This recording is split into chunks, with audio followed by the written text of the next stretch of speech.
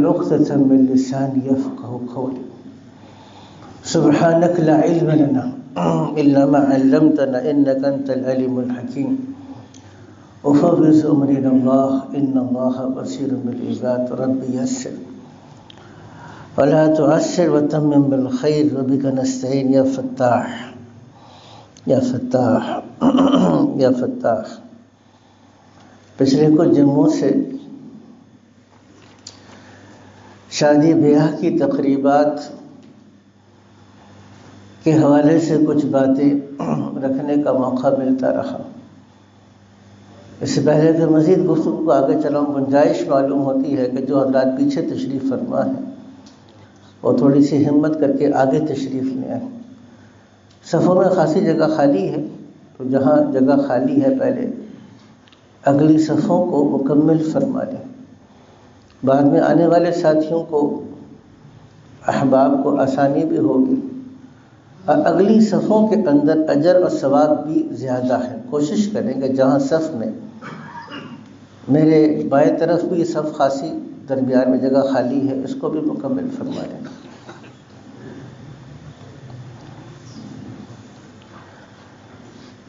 صفوں میں مسجد میں نماز پڑھنے کی ترتیب میں افضلیت یہی ہے، سب سے پہلے آپ مسجد میں داخل ہوں تو امام کے بالکل پیچھے کی جگہ سب سے افضل ہے۔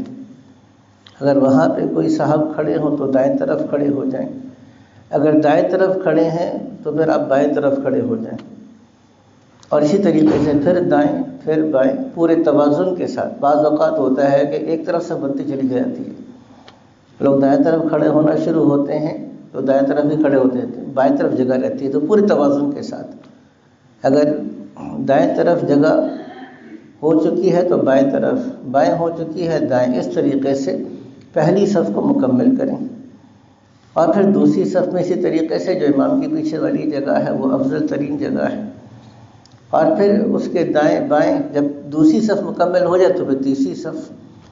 تو اسی طریقے سے تشریف آوری کے اندر بھی اس کا خیال رکھیں کہ ہمارے اسلام میں دین کے اندر ایک بہت ڈسپلن ہے۔ حضرت میں یہ ڈسپلن عرض کر رہا تھا، پیچھے بیٹھے آگے تشریف لیں، جو پیچھے بیٹھتے ہیں پتہ نہیں کیوں ہمیں اتنا منتشر ہو کے بیٹھنے کا کیوں شوق ہے۔ صف ہے، صفوں کے اندر آ کے صفوں میں شامل ہوتے چلے جائیں۔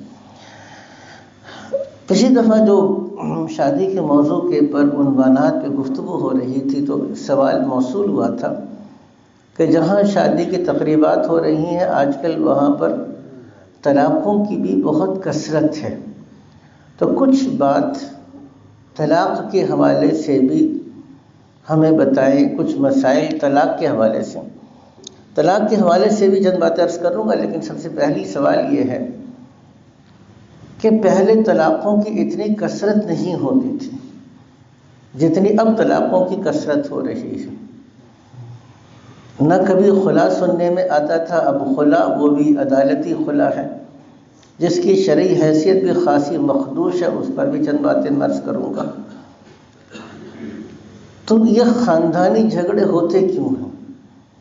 سب سے پہلے تو میں تھوڑا سا اس پر کلام کرنا چاہوں گا کہ اتنی مہنگی شادیوں کے باوجود، لاکھوں نہیں کروڑوں روپے خرچ کرنے کے باوجود شادی ناکام نہیں ہوتی، بلکہ شادی کامیاب نہیں ہوتی بلکہ شادی ناکام ہو جاتی ہے۔ کیوں ناکام ہوتی ہے؟ اس کی کوئی وجوہات ہے کہ نہیں ہے؟ وجوہات تو بہت سی ہیں، چند انتہائی بنیادی وجوہات کی طرف میں اشارہ کروں گا۔ دوسرا موضوع بہت اہم ہے، اور چونکہ اس بات کا غالب یقین یہ ہے کہ ہمارا میڈیا اور عمومی ہمارے اخبارات اور ذرائع معلومات ان باتوں کو نہیں بیان کریں گے، اس لیے اہتمام کے ساتھ اس کو بیان کرنا ہے کہ 22 دسمبر کو کراچی میں علماء کا ایک اجلاس ہوا، تمام مکاتب فکر کے علماء اکٹھے ہوئے، اور تمام علماء کرام نے 10 باتوں پر ایک اتفاقیہ اعلامیہ یا اتفاقیہ قرارداد پیش کی جو بہت اہم ہے تمام مکاتب فکر میں۔ اس کے حوالے سے بھی میں چند باتیں عرض کروں گا پہلا جو موضوع ہے اس کی طرف آتے ہیں کہ طلاق آج کل کیوں ہو رہی ہے، وجوہات کیا ہے۔ دیکھیے سب سے پہلی وجہ رشتے میں غلط انتخاب ہے۔ جب رشتہ کے انتخاب کی بنیاد ہی غلط ہے تو یہ گاڑی کتنی دیر آگے چلے گی؟ گاڑی زیادہ آگے دیر چل بھی نہیں سکتی اور چل بھی نہیں پاتی۔ اس کو میں آپ کو ایک آسان مثال کے ساتھ اپنی بات سمجھانے کی کوشش کروں گا۔ اگر آپ دیکھیے گا کہ اگر آپ کو اپنے گھر کے لیے باورچی چاہیے، ایسا خادم چاہیے جو آپ کے لیے کھانا بنا سکے، تو آپ اس کے اندر کون سے ہنر کو تلاش کریں گے؟ آپ اس باورچی کے قد کو دیکھیں گے، آپ اس باورچی کے رنگ کو دیکھیں گے، آپ اس باورچی کے مالی کیفیت کو دیکھیں گے، آپ کس چیز کو دیکھیں گے؟ کیا خیال ہے آپ کا؟ اس کا ہنر، اس کو کھانا پکانا آتا ہے کہ نہیں آتا، یہ دیکھیں گے۔ اگر اس کے اندر ساری صفات موجود ہو، قد کاٹ بھی ہو، رنگ بھی ہو، مال دولت باقی چیزیں ہوں، بہت ہنسمکھ ہو، بہت با اخلاق ہو، لیکن کھانا پکانا نہ جانتا ہو، آپ کبھی اس کو باورچی رکھیں گے؟ نہیں رکھیں گے۔ آپ کو اپنے گھر میں گاڑی چلانے کے لیے ڈرائیور کی ضرورت ہے، تو آپ ڈرائیور کے لیے کس انسان کا انتخاب کریں گے؟ جس کا رنگ گورا ہو یا قد لمبا ہو؟ کس چیز کا انتخاب کریں گے؟ ایک آدمی جس کا پی ایچ ڈی ہے، پی ایچ ڈی ڈاکٹر ہوں، میں نے پنجاب یونیورسٹی سے، انجینئرنگ یونیورسٹی سے میں نے پی ایچ ڈی کی ہوئی ہے، بہترین، بہت انٹلیکچوئل آدمی، میں نے بہت مقالات لکھے ہیں ڈرائیونگ کے اوپر، گاڑی کے اوپر، گاڑی کے میکانزم کے اوپر، بہت سی چیزیں میں نے مقالات لکھے ہیں۔ آپ پوچھتے ہیں کہ ڈرائیونگ لائسنس ہے؟ کہتے ہیں ڈرائیونگ لائسنس میرے پاس نہیں ہے۔ آپ اس کو ڈرائیور رکھیں گے؟ جو مطلوبہ ہنر تھا اس کے اندر مطلوبہ ہنر نہیں ہے، جتنی مرضی باقی صفات ہوں، جو مطلوبہ ہنر تھا وہ اس کے پاس موجود نہیں ہے، تو کبھی ایسے آدمی کو آپ اپنے پاس ڈرائیور نہیں رکھیں گے۔ آپ کو اپنی کمپنی کے لیے مینیجر چاہیے، اب آپ اس کو مینیجر، کتنا ہی آدمی آ جائے، وہ اپنے پاس ایک اپنی شعر و شاعری کی کتاب اٹھا کے لے کہ میں نے شعر و شاعری پہ کتاب لکھی ہے، بہت بڑا شاعر ہوں میں، تو کیا اس شعر و شاعری کی بنیاد پہ اس کو اپنی کمپنی کا مینیجر رکھیں گے؟ سب کا جواب یہ ہوگا جی نہیں، کیونکہ یہاں پر کچھ اور ہنر مطلوب ہے۔ سوال یہ ہے کہ جب آپ اپنے بچوں کے لیے رشتے کا انتخاب کرتے ہیں، یا آپ کو اپنے بیٹے کے لیے بہو کا انتخاب کر رہے ہیں، یا اپنی بیٹی کے لیے داماد کا انتخاب کر رہے ہیں، تو سب سے پہلی بات یہ ہے کہ آپ کو ایک کامیاب گھر کے لیے کن صفات کی ضرورت ہے؟ بہو ایسی چاہیے جو تابعدار ہو، فرمانبردار ہو، گھر کو آباد کرنے والی ہو، خدمت کرنے والی ہو۔ ایسے ہی ہے نا، اس میں کوئی مشکل بات تو نہیں کر رہا ہوں میں آپ سے۔ اور دیکھتے کیا ہے؟ سب سے پہلے کیا دیکھیں گے؟ ابھی آپ نے بہو کو نہیں دیکھا، باقی چیزیں نہیں دیکھا، سب سے پہلے کیا چیز منگواتے ہیں؟ تصویر، فوٹوگراف۔ کبھی آپ نے ڈرائیور کی تصویر منگوائی کہ میں نے ڈرائیور رکھنا، مجھے ڈرائیور کی تصویر بھیج دو؟ کہ باورچی کی تصویر منگوائی، مینیجر کی تصویر بنائی؟ یا سی وی کے اوپر جس کی سب سے خوبصورت تصویر ہے میں اس کو شارٹ لسٹ کروں گا۔ میں ڈرائیور کو رکھتے ہوئے سب سے پہلے اس ڈرائیور کو شارٹ لسٹ کروں گا جس کا رنگ سب سے خوبصورت ہو۔ کبھی آپ نے یہ کام کیا؟ تو سب سے پہلے ہم بہو کے اندر کیا چیز دیکھتے ہیں؟ کہتے ہیں میں چاند سی بہو لے کر آؤں گی۔ چاند کا ٹیمپریچر پتہ ہے کتنا ہوتا ہے؟ بہت ہائی ٹیمپریچر ہوتا ہے، اسی لیے وہ چندہ جیسی چاند سی بہو آتی مزاج ہی نہیں ملتا اس کا، وہاں سے بھی ٹیمپریچر ہائی رہتا ہے اس بیچاری کا۔ تو سب سے پہلی بات یہ ہے کہ ہمارے انتخاب میں جو ہمیں چاہیے گھر کو بسانے والی خاتون، ہم وہ نہیں دیکھ رہے۔ ہم دیکھ کیا رہے ہیں؟ سب سے پہلے چہرہ دیکھیں گے، اور اگر یہ معلوم ہو گیا کہ اس کا رنگ سانولا ہے یا اس کے نقوش بہت خوبصورت نہیں ہے، تو ہم پہلی دفعہ میں اس کو ریجیکٹ کر دیں گے اور اس کا انکار کر دیں گے، نہیں ہمیں تو اپنے بیٹے کے لیے خوبصورت۔ ایک صاحب ان کا رشتہ آیا، 45 سال عمر تھی اور اپنے سر کے اکثر بالوں کی سہولت سے خالی ہو چکے تھے۔ 45 سال جا کے ویسے بال ہو چکے، 45 سال کی عمر تک شادی نہیں ہوئی تھی۔ اتنا لمبا چوڑا انہوں نے اپنا وہ معیار بھیجا اور اس میں خاص طور سے کہا جی مجھے اپنے لیے ایک پٹی، لفظ ہے نا انگریزی زبان کا لفظ ہے پٹی گرل چاہیے، مجھے خوبصورت لڑکی چاہیے۔ میں نے کہا انشاءاللہ یہ معیار لے کر نا مزید 45 سال جتنے بال رہ گئے ہیں مزید 45 سال گزر جائیں گے تو معیار آپ کا پورا ہو نہیں سکتا۔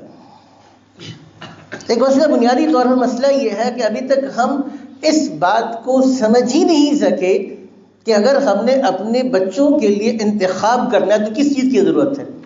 اچھا، دوسری بات، جس میں اکثر لوگوں کی گاڑی کی سوئی اٹکی ہوئی ہے اور بہت شدید، آپ سمجھیے گا کہ میں پریشانی کا شکار ہوں اس حوالے سے۔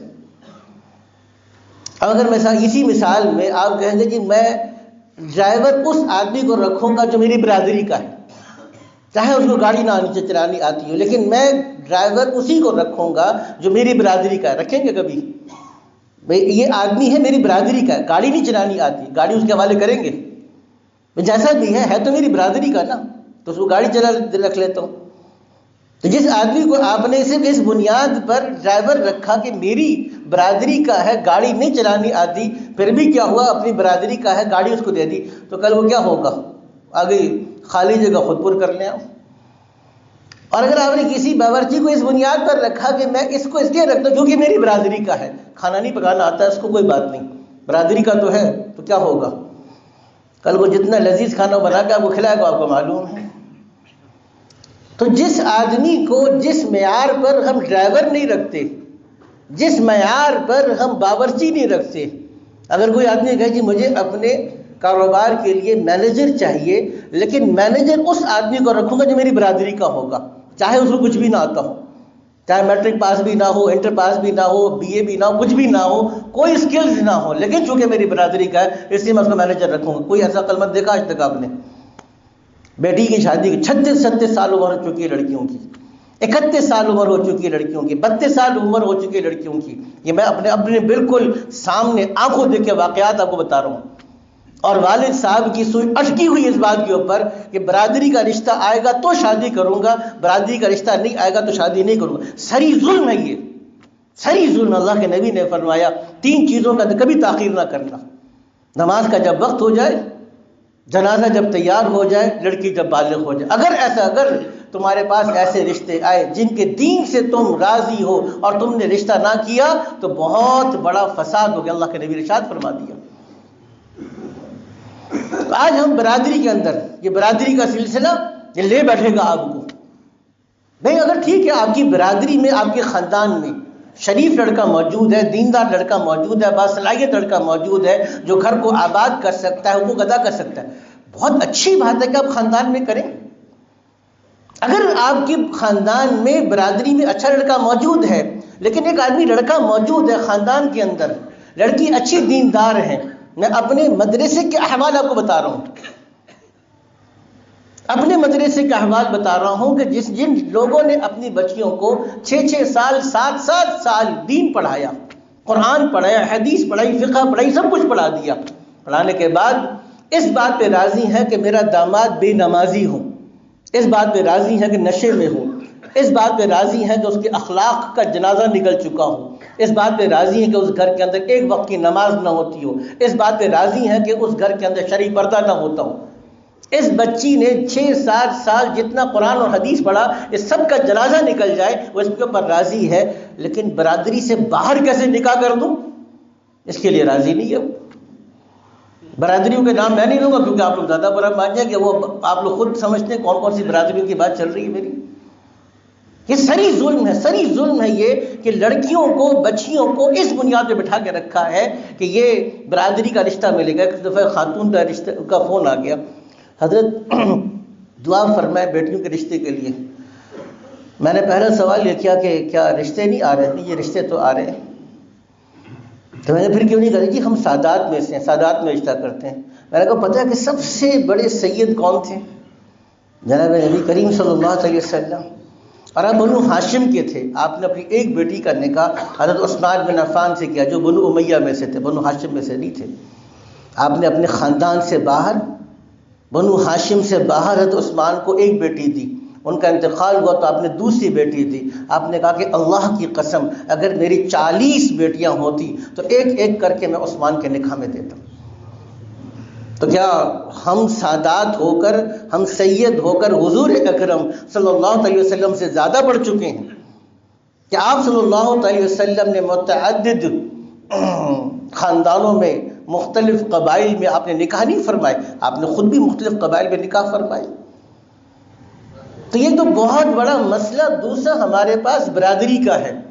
برادری کا ہونا، اگر اپنی ہی برادری ہو، یہ ایک اضافی بات ہو سکتی ہے، لیکن یہ نکاح کے لیے دار و مدار اور اس درجے میں اس کے اوپر انحصار کہ جو مرضی ہو جائے، خاندان اکٹھے ہو جائیں، یعنی فلاں نے ہماری برادری سے باہر رشتہ کیسے کیا؟ جاہلیت کی باتیں یہ تعصب کی بات ہے. حضور اکرم صلی اللہ علیہ وسلم نے ارشاد فرمایا کہ کلکم بنی آدم، آدم من تراب، تم سب کے سب آدم کی اولاد ہو. تو خاندان، انا جعلناکم شعوبا وقبائل لتعارفوا، ہم نے تو تم کو خاندان اور قبائل میں اس لیے تقسیم کر دیا تاکہ تم آپس میں دوسرے کو پہچان سکو. ان اکرمکم عند اللہ اتقاکم، تم میں سب سے زیادہ باعزت وہ ہے جو زیادہ پرہیزگار ہے اور تقوی والا ہے. ایک بات تو عرض ہے کہ اچھا، اس کے علاوہ پھر تیسری ہماری سوئی اٹکی ہوئی ہے مال دولت کے اوپر. ایک جگہ پر ایک صاحب کے پاس گیا، اس دن پتہ چلا کہ آج ان کی بچی کی علیحدگی ہو گئی. گھر خاندان والے پورا سامان لینے کے لیے گئے ہیں. جس گھر کی وہ خاتون تھیں وہ بھی بہت دنیاوی اعتبار سے آسودہ حال تھے، اور جس گھر میں گیا تھا وہ ان سے زیادہ آسودہ حال تھے. انہوں نے ایک جملہ کہا، وہ جملہ میں اس موقع پر ایک جملہ کہا، میں جملہ کو سنانا چاہتا ہوں. اور جس لڑکے سے کیا اس کی عادات خراب تھی. انہوں نے کہا کہ ہمارے آنکھوں پہ پٹی بندھی ہوئی تھی، یہ مال اور دولت کی پٹی بندھی ہوئی ہے. اگر بنگلہ دیکھا ہے، یہ ڈیفنس والے ہیں، بس تو ٹھیک ہے. انجینئر ہے لڑکا، آمدنی کتنی ہے، فائنینشیل اسٹیٹس کتنا ہے، اس کا پیسہ کتنا کماتا ہے. اور لڑکی والے ہیں، لڑکی والوں کا جہیز کتنا ملے گا. یہ میں آپ کو اپنے سامنے کے واقعات بیان کر رہا ہوں. سب سے پہلے اچھا یہ نہیں کہیں کہ ہمیں جہیز چاہیے. لڑکی ہم کہتے ہیں ہمیں کاروباری لوگوں میں رشتہ کرنا ہے. بھائی کاروبار والے لوگوں میں رشتہ کیوں کرنا ہے؟ مجھے نہیں پتا تھا، میں ذرا سادہ سا آدمی، مجھے نہیں، میرے دوستوں نے بتایا کہ پتہ ہے کہ کاروبار کی بات کیوں کر رہے ہیں. میں کہا مجھے نہیں پتا. کیا کاروبار کی بات اس لیے کر رہے ہیں کیونکہ جہیز اچھا ملے گا. تب یہ جہیز، اب جہیز کو دیکھا، جہیز کے والی بہو کو لے کر آئے، اور اس کے کتنے، میں آپ کو قصے بتاؤں، کتنی چیزیں ہیں جو سامنے نگاہوں کے سامنے، کہ مال دولت، جہیز، گھر بار، گاڑی، status, financial statement, bank accounts, properties, کوئی چیز آپ کے گھر کو آباد نہیں کرتی. کیونکہ اللہ کے نبی کی، اب یہ میں حدیث سنانا چاہ رہا ہوں آپ کو. یہ حدیث سنانے کے لیے میں نے اتنی تمیز باندھی آپ کے سامنے. جناب نبی کریم صلی اللہ علیہ وسلم نے ارشاد فرمایا کہ تنکح المرأۃ لاربع، دیکھو کسی بھی خاتون سے چار میں سے کسی ایک وجہ سے نکاح کیا جاتا ہے. لجمالہا، یا تو اس کی خوبصورتی کو دیکھ کر، جس کی تفصیل میں نے آپ کو بیان فرمائی، او لمالہا، یا اس کے مال اور دولت کو دیکھ کر، فائنینشیل اسٹیٹس کو دیکھ کر. آج ایک اور چیز بن گئی، وہ یہ ہے کہ ہمیں ورکنگ وومن چاہیے، پروفیشنل وومن چاہیے. ایسی خاتون چاہیے جو ڈاکٹر ہو، کما کر لے کر آئے، جو اس کی ذمہ داری ہی نہیں ہے. اور پڑھائیں لڑکیوں کو، پروفیشنل بنائیں، ایک نئی مصیبت ہے سر کے اوپر. پروفیشنل خواتین کو لے کر آئیں گے تو بچے میڈس کے اوپر ہوں گے، خادمہ کے اوپر ہوں گے، کیونکہ اس نے صبح 9 بجے آفس پہنچنا ہے، 8 بجے گھر سے نکلنا ہے. تو وہ تو بچوں کا اور گھر کا خیال نہیں کر سکتی، اپنے شوہر کا خیال نہیں کر سکتی. واپس اس نے 5 بجے دفتر سے فارغ ہو کے 6 بجے آئے گی. 8 گھنٹے کی ڈیوٹی کرنے کے بعد ایک خاتون گھر میں آئے گی. آپ کا کیا خیال ہے کہ بچوں کی تربیت کر سکتی ہے، بچوں کی خدمت گزاری کر سکتی ہے، گھر کو آباد کر سکتی ہے؟ یہ دوسرا خناس بٹا ہوا ہمارے لوگوں کے ذہنوں میں کے اندر کہ مجھے ورکنگ وومن چاہیے، پروفیشنل خاتون سے ہم نے شادی کرنی ہے. تو اس میں کرت مالی ہے، اس کے مال کی وجہ سے، اولی حسب، یا اس کے حسب برادری کی وجہ سے، اولی دینہا، یا اس کے دین کی وجہ سے. فاظفر بذات الدین، فاظفر، ظفر کا مطلب ہوتا ہے کامیاب ہونے کا. اللہ کے نبی نے کہا تم دیندار عورت سے نکاح کر کے کامیاب ہو جاؤ. کامیاب کون ہو رہا ہے؟ جس کے پیش نظر سچی دینداری ہے. سچی دینداری کیا ہوتی ہے؟ پھر کبھی اٹھا کے رکھوں گا، ٹائم ختم ہو رہا ہے. یہ ہمارے پاس اکثر لوگ کہتے ہیں ہم نے دیکھا بچی عالمہ فاضلہ ہے، ہم نے شادی کر دی. عالمہ فاضلہ ہونا دیندار ہونے کے لیے یقینی تھوڑی ہے. میں اپنا مدرسہ ہے میرے پاس، ہم 6-7 سال بچیوں کو پڑھاتے ہیں. میں بات بتا رہا ہوں آپ کو کہ 6-7 سال مدرسے میں پڑھنے کے بعد آپ یہ سمجھیں کہ وہ 100% دیندار بن گئی، یقینی بات نہیں ہے. خاندان کا بہت بڑا دخل ہوتا ہے. 6-7 سال بچیاں ہمارے پاس پڑھنے کے باوجود ان کا مزاج وہ ہوتا ہے جو ان کے گھروں نے ان کی پرورش کی ہوتی ہے. مدرسے میں آنے کے بعد بہت تبدیلی آتی ہے، لیکن 100% تبدیلی کے لیے گھر، خاندان، شرافت، روایات، سب چیزوں کو دیکھنی پڑے گی آپ کو. اب میں آتا ہوں اس بات کی طرف، باقی باتوں کو پھر کبھی کبھی اٹھا کے رکھتے ہیں. 22 دسمبر کو کراچی کے اندر ایک اجتماع ہوا. اس سے پہلے آپ کو معلوم ہوگا کہ حکومت نے اپنے تئیں علماء اور مشائخ کو اکٹھا کیا اور اس بات کو یقینی بنایا حکومت نے کہ ان علماء اور مشائخ کو اکٹھا کیا جائے جو اس کے سامنے ذرا زیادہ جرت کے ساتھ بات نہ کرے. تو علماء حکومت کے اندر وزیر اعظم بھی تھے اور ہمارے فیلڈ مارشل آرمی چیف بھی تھے. بہت سی باتیں آئیں، لیکن چونکہ جو اصل سب سے زیادہ معتبر طبقہ علماء کو ان کو نہیں بلایا گیا، اس لیے علماء کرام نے اپنی ذمہ داری ادا کرنے کے لیے 22 دسمبر کو کراچی میں اجتماع رکھا. اس اجتماع میں بہت بڑے بڑے نام بھی ہیں، تمام معروف مکاتب فکر، ہمارے مکتبہ دیوبند اس کے علماء بھی موجود تھے، بریلوی مکتبہ فکر اس کے علماء بھی موجود تھے، مفتی منیب الرحمان صاحب، اہل حدیث مکتبہ فکر، اہل تشیع، جماعت اسلامی، تنظیم اسلامی کے شیخ شجاع الدین صاحب. تو اس لیے تقریباً تمام معروف مکاتب فکر کے لوگ اکٹھے ہوئے اور 10 باتوں پر اتفاق کا اعلان کیا. وہ 10 باتیں میں آپ کو جلدی سے سنانا چاہتا ہوں. جن باتوں پر اتفاق ہوا، جن میں سے 1-2 بات بہت اہم ہے، اس کو سمجھنے کی ضرورت ہے. سب سے پہلی بات تو اسی بات کو دہرایا گیا کہ دیکھیے پاکستان کے اصل قیام کا مقصد یہ تھا کہ ہم اسلام کا نمونہ لوگوں کے سامنے لا سکیں. اور پاکستان کا آئین 277 اس بات کی تاکید کرتا ہے کہ ملک میں قرآن اور سنت کے منافی اور قرآن اور سنت کے خلاف کوئی بھی قانون نہیں بنایا جائے گا. لیکن ابھی تک اس پر 100% عمل نہ ہو سکا. تو سب سے پہلا مطالبہ یہ کیا گیا کہ ہر حکومت کا اولین فرض یہ ہے کہ وہ قرآن اور سنت کے مطابق احکامات بنانے اور ان کو نافذ کرنے کی کوشش کرے. دوسری بات، پاکستان کے اندر یہ بھی الحمدللہ ابھی تک کی ہماری محنت سے وفاقی شرعی عدالت موجود ہے. اگر کوئی بھی قانون بنتا ہے لیکن شریعت کے خلاف ہے تو آپ جا کے وفاقی شرعی عدالت میں اس قانون کو چیلنج کر سکتے ہیں. لیکن اس میں ایک شرط رکھی گئی تھی کہ اس وفاقی شرعی عدالت میں علماء بھی موجود ہوں گے. تو کئی عرصے سے وفاقی شرعی عدالت میں عام ججز ہیں، علماء نہیں ہیں. تو خاص طور پہ کہا کہ اس کو اگر واقعی فعال بنانا ہے تو پھر علماء کی موجودگی کو وفاقی شرعی عدالت اور اسی طریقے سے سپریم کورٹ کے شریعت اپلیٹ بینچ کے اندر بھی علماء کی موجودگی کو یقینی بنایا جائے. تیسری بات، آئین کے اندر 26ویں ترمیم میں یہ بات طے کی گئی تھی کہ 1 جنوری 2028، آج 2025 تقریباً یہ 2025 ہے اور 26 جنوری ہے، تو 1 جنوری 2028 2 سال کے بعد یہ طے ہے کہ 100% سود کا خاتمہ ہوگا. اور اس کے اوپر کچھ نہ کچھ کام بھی ہو رہا ہے اور اس کو آئین کا حصہ، پہلے آئین کا حصہ نہیں بنا، 26ویں ترمیم میں اس کو آئین کا حصہ بنایا گیا. لیکن اب جیسے جیسے وقت قریب آ رہا ہے، حکومت نے، جب کمزور حکومت تھی اس وقت تو سارے وعدے کر لیے، لیکن جب سے جیسے اب حکومت کو استحکام نصیب ہو رہا ہے تو ان کے تیور بدل رہے ہیں. کیونکہ تیور کیوں بدل رہے ہیں؟ کیونکہ باہر کی جو اسٹیبلشمنٹ ہے اور انٹرنیشنل ایک پریشر ہے وہ ڈیولپ ہو رہا ہے. تو اس بات پر کہا گیا کہ اب جو تیور حکومت کے بدلتے ہوئے نظر آ رہے ہیں، اور یہ آپ حضرات سے بھی مطالبہ ہے کہ آپ حضرات بھی اپنے حلقوں میں اس کی آواز اٹھائیں کہ جو وعدے کیے گئے ہیں سود کو ختم کرنے میں، وہ وعدہ حکومت کو بہرحال پورا کرنا پڑے گا. اور اگر یہ پورا نہیں کریں گے تو انشاءاللہ تعالی وہ ہم ساری کوشش کریں گے جو ہمارے قابل ہم کو اس معاملے میں کریں گے. 27ویں ترمیم آئی تھی. چوتھا نقطہ یہ تھا، 27ویں ترمیم مشہور بدنام زمانہ ترمیم آئی ہے کہ صدر کو تا حیات استثناء حاصل ہے.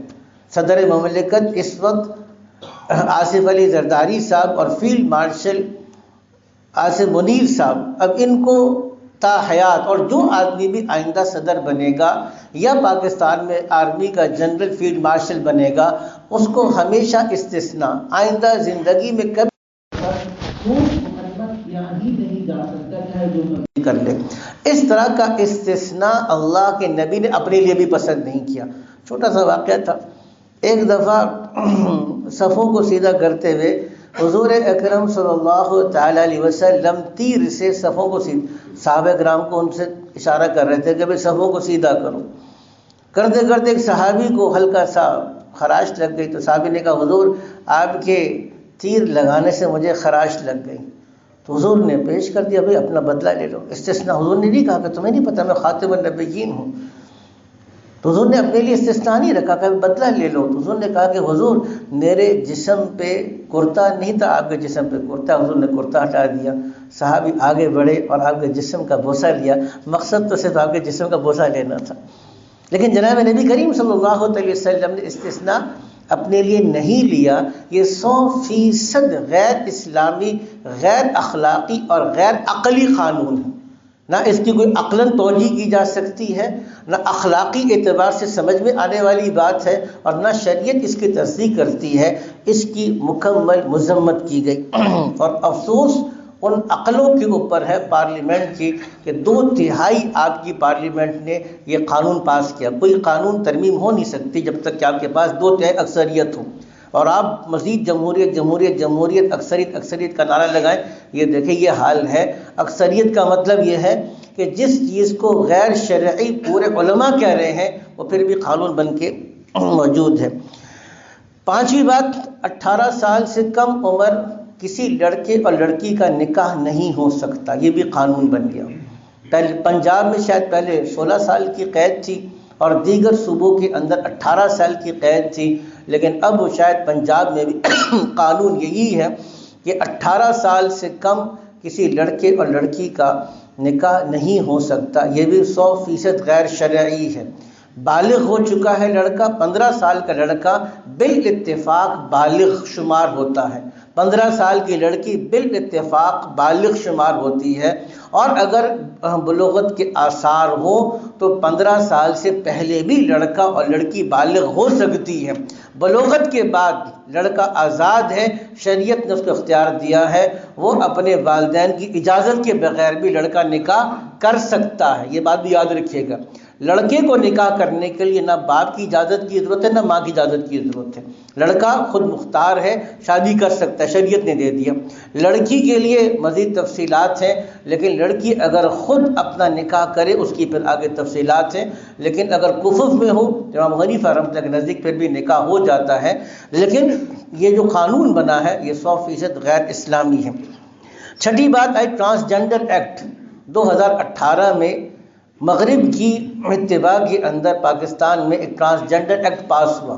ٹرانسجنڈر ایکٹ یہ ہے کہ اگر ایک مرد کہے کہ میں عورت ہوں تو اس کو یہ حق دیا جائے گا کہ وہ اپنا اندراج کاغذات میں بطور عورت کے کروائے، کیونکہ وہ کہتا ہے کہ میں عورت ہوں۔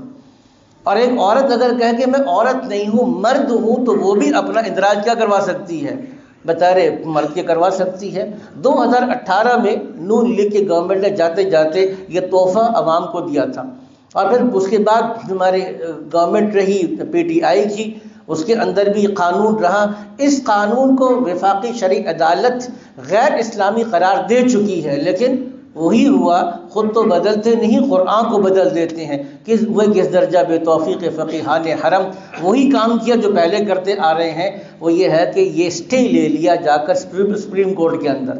اب وہ قانون غیر اسلامی ہے، وفاقی شرعی عدالت بھی کہہ رہی ہے، آپ کے اپنے ججز کہہ رہے ہیں کہ یہ غیر شرعی ہے، کوئی مولوی نہیں کہہ رہا، لیکن اس کے باوجود وہ ابھی تک قانون بنا ہوا ہے اور نافذ العمل ہے۔ کیوں؟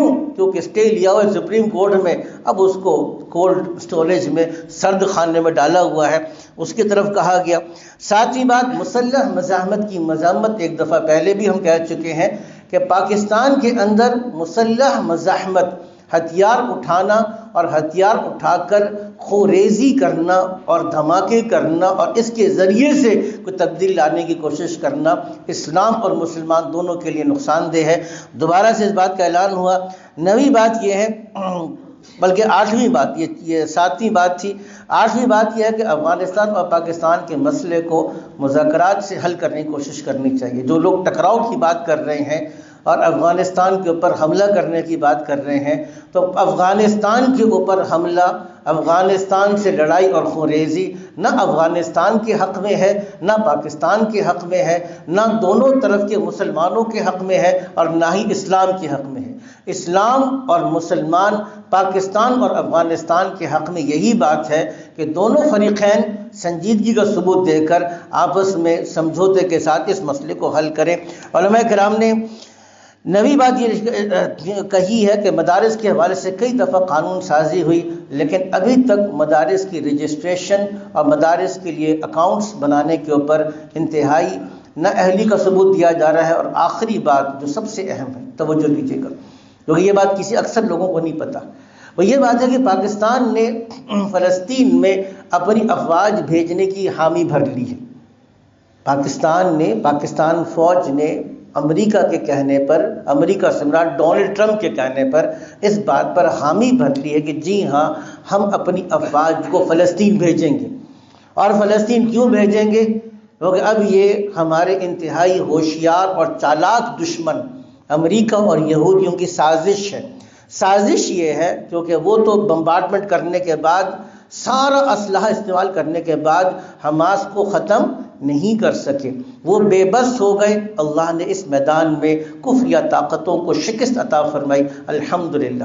اب اس شکست کو دوسرے انداز سے، خطرناک طریقے سے کرنا چاہتے ہیں کہ مسلمان فوج کو لے کر آنا چاہتے ہیں، کیونکہ وہ بھی سمجھتے ہیں کہ حماس کے لوگ امریکہ کے اوپر کسی غیر مسلم طاقت پر اعتماد نہیں کریں گے، تو اپنے ہی ان مسلمان بھائیوں کو استعمال کرو تاکہ حماس کو غیر مسلح کیا جا چکے۔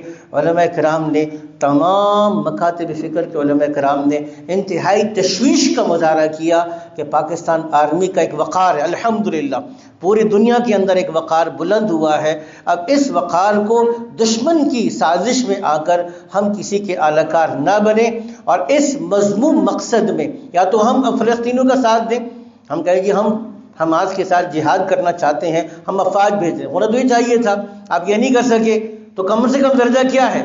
آپ خاموش ہو کے بیٹھ جائیں۔ آپ امریکہ کے مقاصد کو پورا کرنے کے لیے اپنی افواج کو بھیجیں، یہ خاصی خطرناک بات ہے۔ اس پر تشویش کا اظہار کیا گیا۔